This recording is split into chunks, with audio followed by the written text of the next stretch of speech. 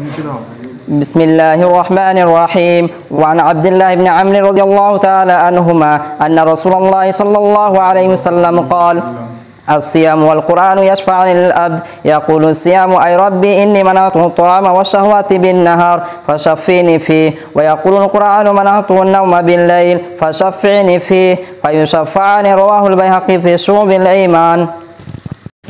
अन अब्दुल्लाह इब्न अम्र रज़ियल्लाहु तआला अन्हुमा अन्ना रसूलल्लाह सल्लल्लाहु अलैहि वसल्लम क़ाल अस्सियामु वल क़ुरआनु यशफ़अनि लिल अब्द। अब्दुल्लाह बिन अम्र बिन आस रज़ियल्लाहु तआला अन्हुमा से मनक़ूल है कि रसूल अकरम सल्लल्लाहु अलैहि वसल्लम ने इरशाद फरमाया, रोज़ा और कुरान बंदे के लिए सिफारिश करेंगे। रोज़ा कहेगा, ऐ रब, ऐ मेरे परवरदिगार, मैंने रोज़ा रखने वाले को खाने और ख्वाहिशों से मना कर रखा था दिन में। फशफ़िनी फ़ी, ऐ मेरे परवरदिगार, रोज़ेदार के हक़ में मेरी सिफारिश कबूल फरमा।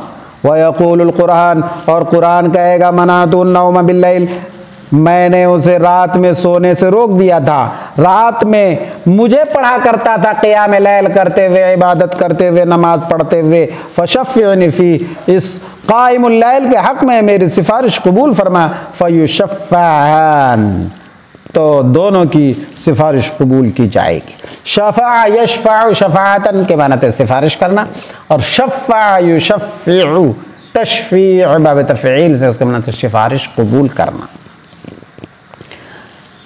इस हदीस में रसूल अकरम सल्लल्लाहु अलैहि वसल्लम ने इरशाद फरमाया कि क़यामत के दिन दो अमल ऐसे हैं कि जो आमिल के लिए, अमल करने वाले के लिए सिफारिश करेंगे। सबसे पहला है रोज़ा। रोज़ा रखने वाले के लिए सिफारिश करें। अल्लाह से कहेगा, मेरे परवरदिगार, मैं इस शख्स का अमल हूँ, मैं रोज़ा हूँ, आपका फरीज़ा हूँ, आपके हुक्म से इन्होंने खाने से अपने आप को बाज रखा, शहवतों से बाज रखा। हालांकि हर तरह से उसके लिए एहतमाल था कि वो खाए पिए, शहवतें पूरी करें, लेकिन आपके हुक्म से वो बाज रहा, लिहाजा मेरे हक़ में उसकी सिफारिश कबूल फरमा। बताइए, खाना इंसान कहीं भी छुप करके खा सकता है, लेकिन इस वजह से कि अल्लाह का हुक्म है, रोज़ा रखना है, नहीं खाता। कहीं भी छुप के पानी पी सकता है, कहीं नहीं तो बाथरूम में जाकर के पानी पी लेगा, लेकिन नहीं पीता। हालांकि पीने का क्या है, पूरा रास्ता खुला हुआ है।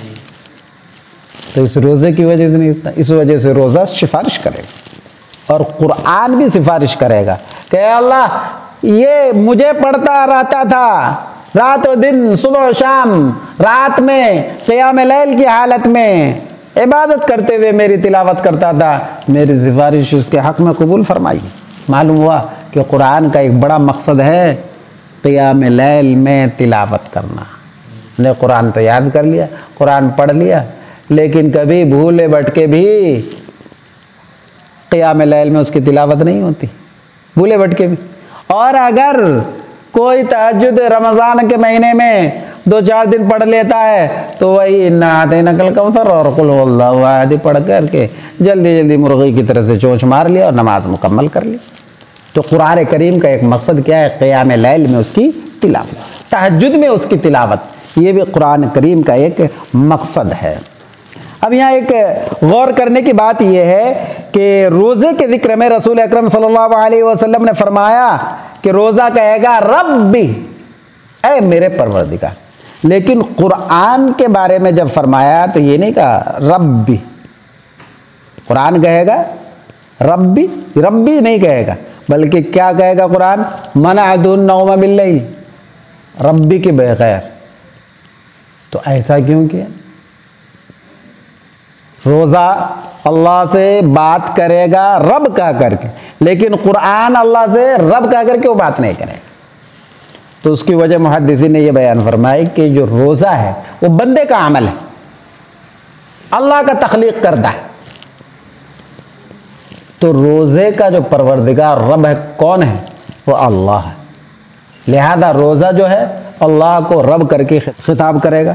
लेकिन कुरान ये अल्लाह की सिफत है, अल्लाह की सिफत है। कुरान किसी बंदे का अमल नहीं, कुरान तो अल्लाह की सिफत है, इसलिए कि कलाम कलाम नफ्सी अल्लाह की सिफत है और अल्लाह की ज़ात की तरह से अल्लाह की सिफात भी कदीम है। तो कोई भी सिफत वो साहिब सिफत को रब कह करके नहीं पुकारते।